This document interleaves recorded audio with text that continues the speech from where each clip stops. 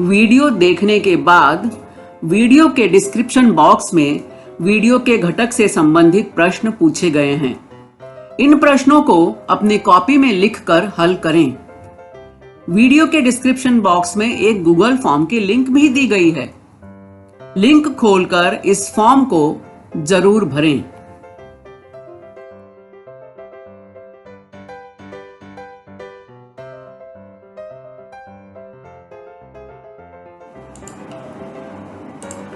अभी जिस लिंक के बारे में मैंने बात की वह लिंक यहां दी गई है, तो डिस्क्रिप्शन बॉक्स में यह लिंक आपको मिलेगी। इस लिंक को ओपन करें।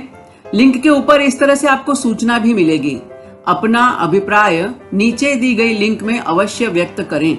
तो इस लिंक को जरूर खोलें।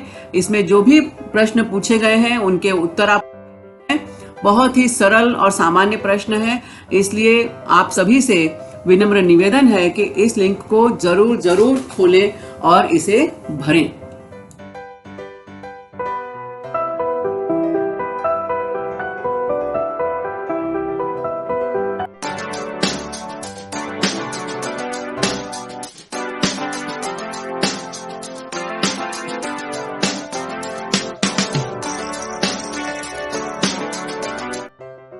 नमस्कार, प्रणाम, आदाब।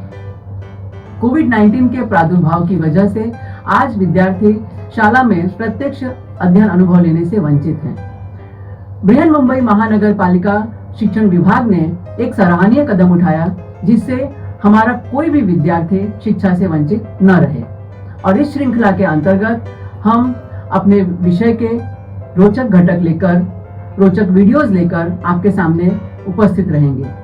और इसी के अंतर्गत मैं श्रीमती पूर्णिमा पांडे आप सभी को वर्चुअल स्टूडियो क्लास में आमंत्रित करती हूं, अपने एक नए विषय के साथ, नए घटक के साथ। तो चलें अपने विषय के संग। इतिहास और नागरिक शास्त्र, कक्षा 8वीं। कक्षा 6ठी में हमने प्राचीन भारत के इतिहास का अध्ययन किया। कक्षा 7वीं में हमने मध्यकालीन भारत के इतिहास का अध्ययन किया। कक्षा 8वीं में हम पढ़ रहे हैं आधुनिक भारत का इतिहास। और आधुनिक भारत के इतिहास को पढ़ते समय हम जिस कालखंड से गुजर रहे हैं वह कालखंड शुरू होता है 16वीं शताब्दी के बाद का। और उसी कड़ी में हम आज पढ़ रहे हैं स्वतंत्रता युद्ध की परिपूर्ति।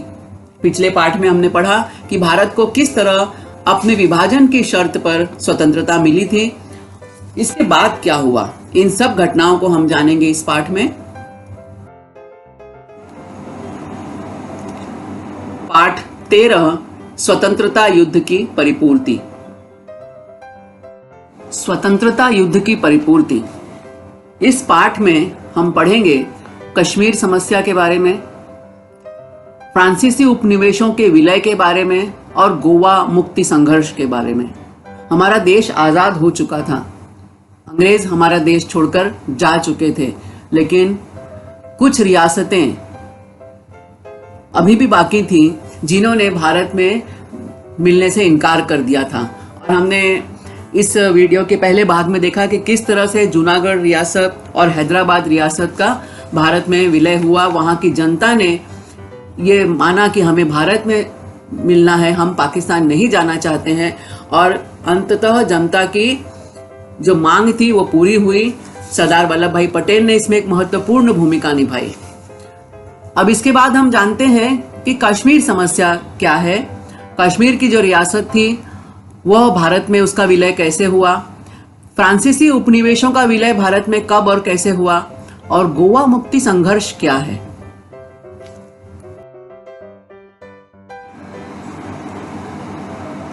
हैदराबाद रियासत, जूनागढ़ रियासत और कश्मीर की रियासत, जम्मू कश्मीर की रियासत, ये 3 रियासतें अभी भी भारत में नहीं मिली थी।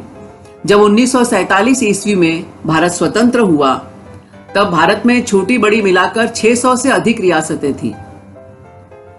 सभी अधिकांश रियासतें भारत में विलीन हो चुकी थी, लेकिन जूनागढ़, हैदराबाद और कश्मीर रियासतों को मिलना अभी बाकी था। भारत स्वतंत्र होने के पश्चात इन रियासतों के विलयीकरण की समस्या हल करने का दायित्व भारत के तत्कालीन गृह मंत्री सरदार वल्लभ भाई पटेल को सौंपा गया और उन्होंने बड़ी तत्परता से, बड़ी निष्ठा से और बड़ी दृढ़ता से इस जिम्मेदारी को निभाया। ये हम देख रहे हैं सन 1951 ईस्वी का भारत का मानचित्र। फरवरी 1948 में जूनागढ़ का भारत में विलय हुआ। 17 सितंबर 1948 ईस्वी को निजाम ने आत्मसमर्पण किया। हैदराबाद रियासत का भारत में विलय हुआ। हाँ, कितना सुंदर दृश्य। यस, यह कश्मीर है। कश्मीर शब्द सुनते ही हमारी आंखों के सामने एक सुंदर, मनोरम, आकर्षक एक ऐसा चित्र खड़ा हो जाता है कि हमारा मन तुरंत वहां पहुंच जाता है। हम शरीर से कहीं भी रहें, हमारे मन को कश्मीर पहुंचने में समय नहीं लगता। और ये है उस सुंदर कश्मीर का एक दृश्य।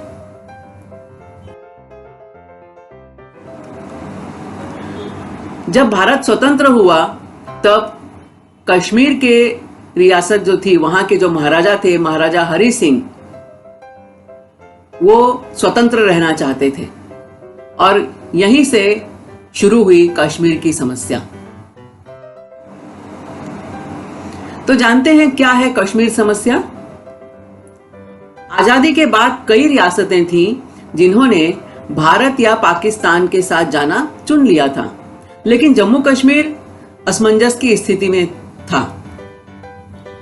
महाराजा हरि सिंह, कश्मीर रियासत के महाराज, इन्होंने स्वतंत्र रहने का निश्चय किया। इन्होंने कहा, ना हम भारत में मिलेंगे, ना हम पाकिस्तान में मिलेंगे, हम स्वतंत्र अपनी सत्ता बनाए रखेंगे। लेकिन भला पाकिस्तान को यह कैसे मंजूर होता? इतना सुंदर देश, इतनी सुंदर जगह पाकिस्तान के कब्जे से बाहर निकल जाए। पाकिस्तान चाहता था कि कश्मीर का पाकिस्तान में विलय हो। और यहां पर हम देख रहे हैं कश्मीर का सुंदर दृश्य जो किसी को भी पल भर में अपनी ओर आकर्षित कर लेता है। दुनिया भर में ऐसे अनेक स्थान हैं। हमारे देश में कश्मीर के अतिरिक्त हिमाचल प्रदेश, उत्तराखंड, अरुणाचल प्रदेश, आसाम, वहां पर ऐसे बहुत सारे दृश्य हमें देखने मिल जाते हैं। लेकिन कश्मीर की बात थोड़ी सी अलग ही थी और पाकिस्तान चाहता था कि यह हिस्सा जो है हमारे देश का हिस्सा बने। आजादी से महज 3 दिन पहले 12 अगस्त 1947 को जम्मू कश्मीर के महाराज हरि सिंह ने भारत और पाकिस्तान के साथ यथास्थिति संबंधी समझौते पर हस्ताक्षर किया था, जिसका अर्थ यह हुआ था कि जम्मू कश्मीर न तो भारत के साथ जाएगा और न ही पाकिस्तान के साथ, बल्कि वह स्वतंत्र बना रहेगा, वह अपनी स्वतंत्र सत्ता बनाए रखेगा। लेकिन पाकिस्तान तो सतत कश्मीर पर दबाव डालता रहा। हालांकि पाकिस्तान ने इस समझौते का सम्मान नहीं किया। महाराजा हरि सिंह के स्वतंत्र रहने के निर्णय को उसने कभी सम्मान की दृष्टि से नहीं देखा। उसके मन में निरंतर यह सुगबुगाहट जारी रही कि किस तरह से यह सुंदर स्थान हमारे देश का हिस्सा बने। उसे किसी की आजादी से लेना देना नहीं था। यदि वहां के राजा ने निर्णय लिया है तो उसका हमें सम्मान करना चाहिए था, लेकिन उसने वो ये नहीं किया। और उसने क्या किया? अक्टूबर 1947 ईस्वी को पाकिस्तान के उकसाने और भड़काने पर शस्त्रधारी घुसपैठियों ने कबायलियों के भेष में जम्मू कश्मीर पर हमला बोल दिया। यह एक तरह से पाकिस्तान की सेना ही थी, लेकिन इन्होंने कबायलियों का वेश धारण किया और उन्होंने कश्मीर में प्रवेश किया। प्रवेश क्या किया? कश्मीर पर सीधे सीधे उन्होंने हमला कर दिया। 22 अक्टूबर 1947 को पाकिस्तान की तरफ से तकरीबन 250-300 ट्रक कश्मीर में दाखिल हुए थे, जिसमें पाकिस्तान के फ्रंटियर प्रोविंस के कबायली भरे हुए थे। उनकी संख्या करीब 5000 थी। ये 5000 कबायली आए थे और इनकी अगुवाई कर रही थी पाकिस्तान की सेना। कौन सी सेना? पाकिस्तान के कौन से सैनिक? जो सैनिक छुट्टी पर चले गए थे। पाकिस्तान के जो सिपाही छुट्टी पर थे, उनको ही इन कबायलियों का लीडर बनाया गया था और उनका नियत उनकी एकदम साफ थी, उनकी मंशा एकदम स्पष्ट थी कि कश्मीर को हमें पाकिस्तान में मिलाना है। जम्मू कश्मीर उस समय तक भारत का हिस्सा नहीं बल्कि एक स्वतंत्र रियासत थी, क्योंकि 12 अगस्त को ही महाराजा हरि सिंह ने कहा था कि हम इसमें शामिल नहीं होंगे किसी भी देश में। स्वतंत्र रियासत जम्मू कश्मीर के डोगरा राजा हरि सिंह पाकिस्तान से आए कबाइलियों का मुकाबला कर पाने में खुद को सक्षम नहीं पा रहे थे। उनकी ऐसी कोई तैयारी भी नहीं थी और उन्होंने ऐसा सोचा भी नहीं था कि इस तरह से पाकिस्तान हम पर आक्रमण करेगा। और वो पाकिस्तान के इन कबाइलियों के सामने, सशस्त्र कबाइलियों के सामने अपने को असमर्थ पा रहे थे। ये हम देख रहे हैं पाकिस्तान के वो कबाइली, तो उन्हें राज्य अपने हाथ से निकलता हुआ दिखाई दे रहा था कि अब ये राज्य तो मेरे हाथ से गया। इसके बाद उन्होंने स्वतंत्र रहने की जिद छोड़ दी और भारत से मदद की गुहार लगाई, क्योंकि उन्हें लगा कि यदि मैं अपने आप को नहीं बचा सकता हूं तो मुझे भारत में ही मिलना चाहिए, यहीं पे मेरा हित सुरक्षित रहेगा। और इसलिए उन्होंने भारत से मदद की गुहार लगाई, पुकार की। 26 अक्टूबर 1947 को राज्य के भारत में विलय के बाद 26 अक्टूबर 1947 को समझौते पर हस्ताक्षर हुए और कश्मीर की रियासत का विलय भारत में हो गया। और उसके बाद जब वो भारत का हिस्सा बन गया तब भारतीय सैनिकों को राज्य की राजधानी श्रीनगर में भेजा गया। भारत के सैनिक वहां पहुंचे और 27 अक्टूबर 1947 को भारतीय सेना ने कश्मीर से हमलावरों को बाहर निकालने के लिए मोर्चा संभाल लिया। बच्चों यहाँ ध्यान दो कि कश्मीरी जो हमलावर थे वो 22 अक्टूबर को आए थे। 5वें दिन 27 अक्टूबर को भारतीय सेना पहुंची, लेकिन इन 5 दिनों में इन पाकिस्तानी कबाइलियों ने भयंकर नरसंहार मचाया। यहाँ की स्त्रियों पर, यहाँ के बच्चों पर मनमाने अत्याचार किए, बहुत लूटपाट की, दंगा फसाद किया। और इसीलिए महाराजा हरि सिंह घबरा गए कि इस तरह से तो मैं अपने को नहीं बचा पाऊंगा। और 26 अक्टूबर को जैसे उन्होंने भारत से मदद की गुहार लगाई, भारत ने शर्त रखी कि आपको हमारे साथ मिलना होगा। और महाराजा हरि सिंह भी चाहते थे कि हमारा विलय भारत में हो और उन्होंने इस संधि पर, इस समझौते पर हस्ताक्षर किए। 27 अक्टूबर को हमारे सैनिक वहां पहुंच गए। जैसे ही भारतीय फौजों ने ऑपरेशन शुरू किया, पाकिस्तान घबरा गया। भारत की थल सेना और वायु सेना ने पाकिस्तानी फौज पर सीधा प्रहार किया, सीधा आक्रमण किया, जिसके बाद हमलावरों के पसीने छूट गए और वो बड़ी तेजी से पीछे भागने लगे। हमलावरों को लगा कि हम तो अभी भारतीय सेना का सामना नहीं कर सकते, और वो हिम्मत हार गए और वो पीछे लौटने लगे। ये जो हम देख रहे हैं, ये पीले रंग का जो क्षेत्र हम देख रहे हैं, यह पूरा इलाका, ये जो हरा क्षेत्र हम देख रहे हैं, ये पीला, ये पूरा क्षेत्र, यहाँ पर कबाइलियों ने हमला करके काफी दूर तक अपना शासन, मतलब अपना नियंत्रण कर लिया था। लेकिन जब भारतीय सेना यहाँ पहुंची और भारतीय सेना ने मोर्चा संभाला, तो भारतीय सेना ने इन सभी क्षेत्रों से, चाहे वो कारगिल का क्षेत्र हो, द्रास हो, कश्मीर घाटी हो, श्रीनगर हो, बारामूला, राजौरी, यहाँ जितने भी क्षेत्र है, इन सभी क्षेत्रों से इन कबाइलियों को खदेड़ दिया, पीछे भगा दिया। सेना ने कश्मीर का विशाल क्षेत्र घुसपैठियों के हाथ से पुनः अपने अधिकार में कर लिया, परंतु कुछ क्षेत्र पाकिस्तान के अधिकार में रह गया। थोड़ा सा ये इलाका हम देख रहे हैं, ये उन कबाइलियों ने जीत लिया था और यहाँ जब तक भारतीय सेना इस पर भी अपना कब्जा करती, कुछ बाधाएं आ गईं। इसके बावजूद हम देखते हैं कि 60% हिस्सा, लगभग इस पूरे क्षेत्र का 60% हिस्सा भारत के अधिकार क्षेत्र में आ गया। पाकिस्तान हाथ मलकर रह गया। ये जो क्षेत्र हम देख रहे हैं, बस एक 40% का हिस्सा जो है, ये अभी इस पर पाकिस्तानी कबाइलियों ने नियंत्रण स्थापित कर लिया था। और भारतीय सैनिक यहां तक पहुंच पाते, इसको भी अपना हिस्सा बनाते, तब तक कुछ अंतर्राष्ट्रीय स्तर पर मुश्किलें आ खड़ी हुई। इस तरह हम देखते हैं कि जूनागढ़ की रियासत और हैदराबाद की रियासत के बाद किस तरह कश्मीर रियासत का विलय भारत में हुआ। अगला मुद्दा है हमारा फ्रांसीसी उपनिवेशों का विलय। फ्रांसीसी शब्द से ही यह समझ में आता है कि यह फ्रांस से संबंधित है। तो फ्रांस आखिर इस दुनिया में है कहाँ? तो बच्चों, मैं हमेशा कहती हूँ कि हम जब भी किसी विषय को पढ़ते हैं, स्पेशली हम इतिहास विषय पढ़ें या भूगोल विषय पढ़ें, तो हमें मानचित्र का सहारा अवश्य लेना चाहिए। यदि हम मानचित्र देख लेते हैं, किसी जगह की हम लोकेशन देख लेते हैं, उसकी स्थिति हम देख लेते हैं, तो बहुत सी चीजें हमें याद करने की जरूरत नहीं पड़ती, हमें अपने आप समझ में आ जाती हैं।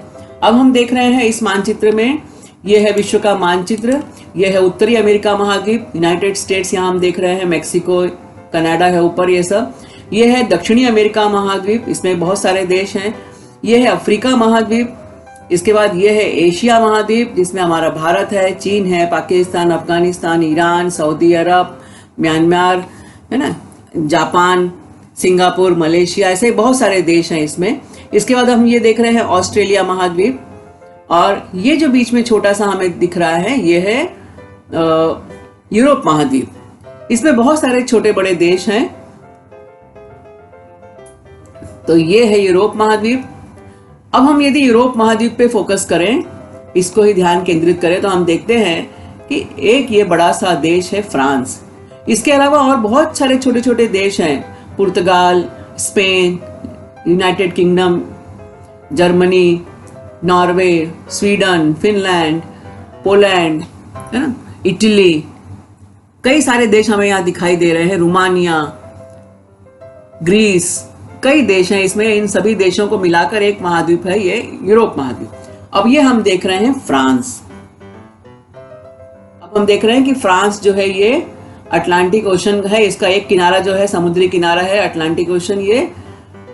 और फ्रांस से व्यापारी आए भारत में व्यापार करने के लिए, और उनको लगा कि यहाँ से हमें बहुत सारा धन संपत्ति मिल सकती है, यह एक समृद्ध देश है।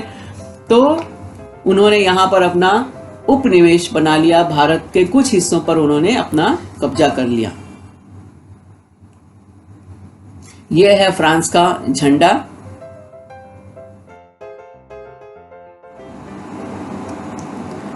अब हम देखते हैं कि फ्रांसीसी उपनिवेश भारत में कौन कौन से थे, कहां कहां फ्रांसीसियों ने अपना कब्जा किया।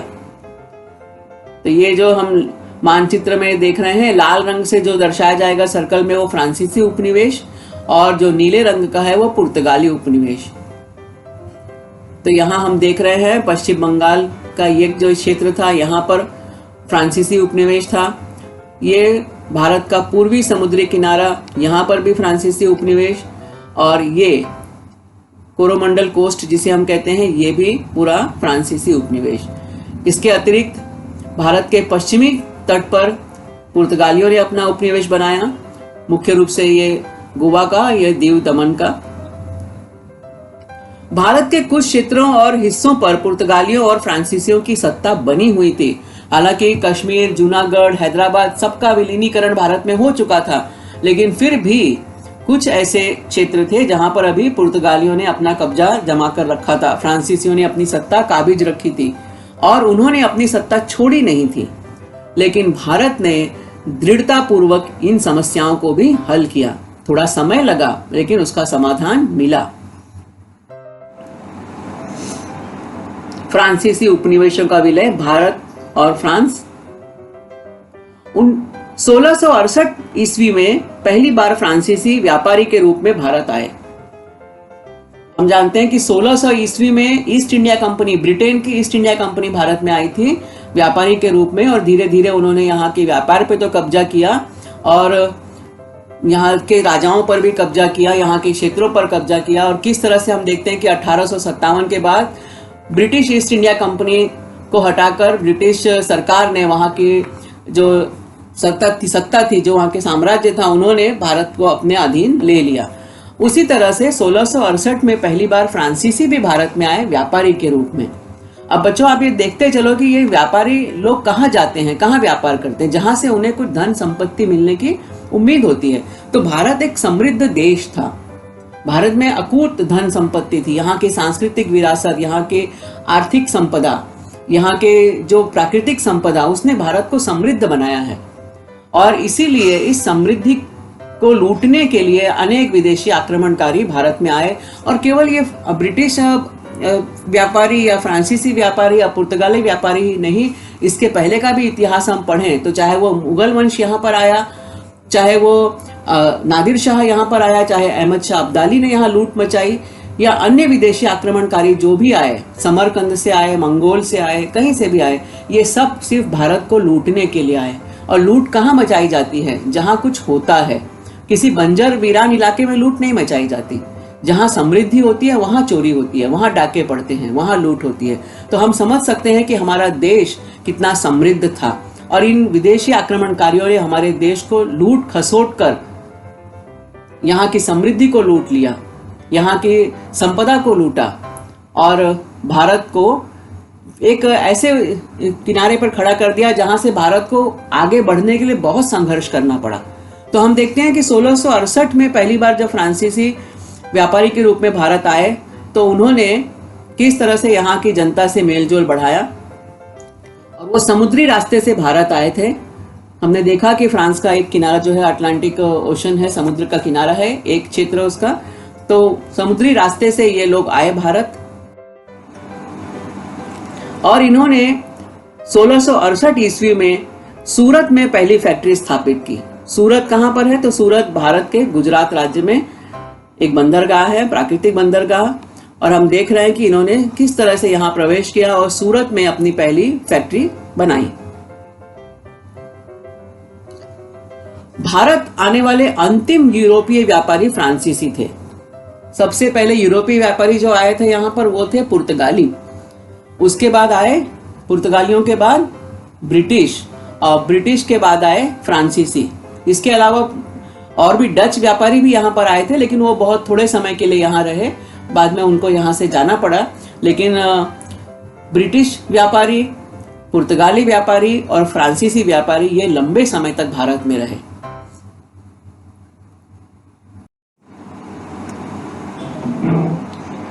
फ्रांस ने अपनी कॉलोनीज बसाई। ये आज भी इन फ्रेंच भारत के ये पौंडीचेरी के हिस्से में, जिसे हम पुदुचेरी के नाम से जानते हैं, वहाँ पर ये जो बस्तियां हैं, यहाँ पर फ्रांस का प्रभाव दिखाई देता है, फ्रेंच इफेक्ट दिखाई देता है।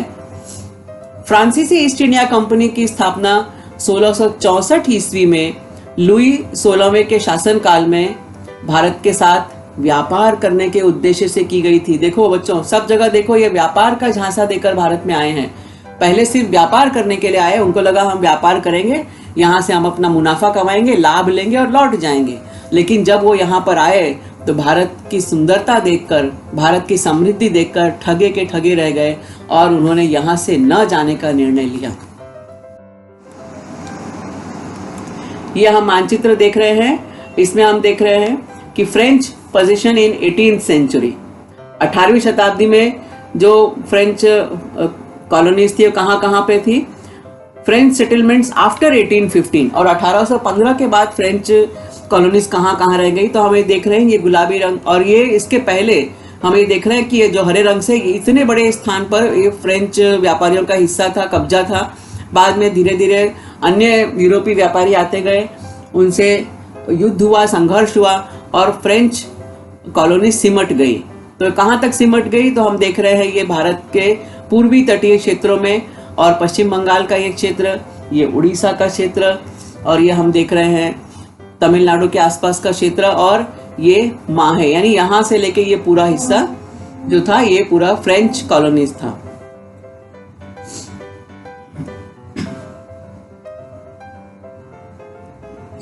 सीधा फ्रेंच शासन 1816 ईस्वी से शुरू हुआ, क्योंकि शुरू में तो ये लोग व्यापारी बनकर आए थे, व्यापार कर रहे थे। 1664 में फ्रेंच ईस्ट इंडिया कंपनी की स्थापना हुई। 1668 में वो भारत में व्यापार बाकायदा लाइसेंस के साथ व्यापार करने लगे और करीब उन्होंने 100-150 सालों तक व्यापार किया। और उसके बाद उनको समझ में आया कि हम तो यहाँ पर अपना शासन भी कर सकते हैं, और डायरेक्टली उन्होंने जो शासन उनका शुरू हुआ, सीधे सीधे फ्रेंच शासन जो शुरू हुआ वो 1816 ईस्वी से शुरू हुआ। भारत स्वतंत्र होने के पश्चात भी चंद्रनगर, पुडुचेरी, कराईकल, माहे और यानम, इन प्रदेशों पर फ्रांस का आधिपत्य था। और यह आधिपत्य 1954 ईस्वी तक जारी रहा। 1954 ईस्वी में इन प्रदेशों को नए स्वतंत्र भारत में शामिल कर लिया गया। फ्रांस और भारत। 1948 ईस्वी में फ्रांस और भारत के बीच एक समझौता हुआ, जिसके अनुसार फ्रांसीसी भारत के नागरिक अपने राजनीतिक भविष्य चुनने के लिए स्वतंत्र हैं, यह निर्णय लिया गया। क्योंकि फ्रांस की सरकार ने कहा कि ठीक है, हम अब तो भारत यहाँ पे आजाद हो गया है, यहाँ से ब्रिटिश सत्ता चली गई है, तो हम यहाँ पर रहना भी चाहें तो पहले हम यहाँ की जनता का निर्णय समझना चाहेंगे। क्योंकि वो लोग देख चुके थे कि इसके पहले किस तरह से जूनागढ़ रियासत, हैदराबाद रियासत, कश्मीर रियासत, ये सब भारत में मिल गई थी, भारत में इनका विलीनीकरण हो चुका था।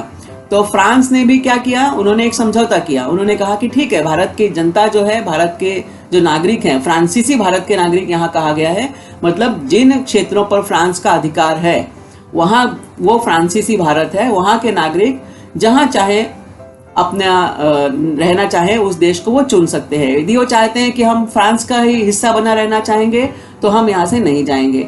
यदि जनता चाहेगी कि नहीं, हम भारत के साथ रहना चाहते हैं, तो हम उस क्षेत्र को स्वतंत्र कर देंगे। और इसीलिए फ्रांस ने पश्चिम बंगाल के चंद्रनगर में सन 1949 ईस्वी में एक सार्वमत लिया और वहां की जनता ने भारत के पक्ष में सार्वमत दिया। चंद्रनगर भारत को सुपुर्द किया गया। इसके पश्चात फ्रांस ने भारत के अन्य प्रदेश भी भारत सरकार को सौंप दिए। 1 नवंबर 1954 को पांडिचेरी, यानम, माहे और कराईकल के 4 क्षेत्र स्वतंत्र भारत के साथ एकीकृत कर दिए गए और इनका नया नाम हुआ पुडुचेरी। और पुडुचेरी के साथ साथ यह संघ शासित प्रदेश बन गया, केंद्र शासित प्रदेश बन गया। और इस तरह से भारत से फ्रांस का पलायन हुआ, फ्रांस के साम्राज्य का समापन हुआ। 1668 ईस्वी में जो फ्रांसीसी व्यापारी भारत आए थे और 1815 से उन्होंने धीरे धीरे किस तरह से सरकते सरकते यहाँ पर इतनी अपने घुसपैठ बना ली, इतना अपना साम्राज्य स्थापित कर लिया। आखिरकार 1954 को फ्रांस को यहाँ से अपना क्षेत्र, अपना बोरिया बिस्तर समेट कर जाना पड़ा और फ्रांस के सभी जो क्षेत्र थे वो स्वतंत्र भारत के हिस्से बन गए। यह वीडियो देखा, सुना और समझा। मुझे पूरा विश्वास है कि यह वीडियो आपको पसंद आया है। इसे अधिकाधिक देखें, लाइक करें, सब्सक्राइब करें, अपने साथियों के साथ शेयर भी करें। आपके सुझाव और आपके कमेंट्स नीचे कमेंट्स बॉक्स में अपेक्षित हैं। कृपया हमें इनसे जरूर अवगत कराएं। तो मिलते हैं अगले वीडियो में किसी नए विषय के साथ, किसी नए घटक के साथ। तब तक धन्यवाद।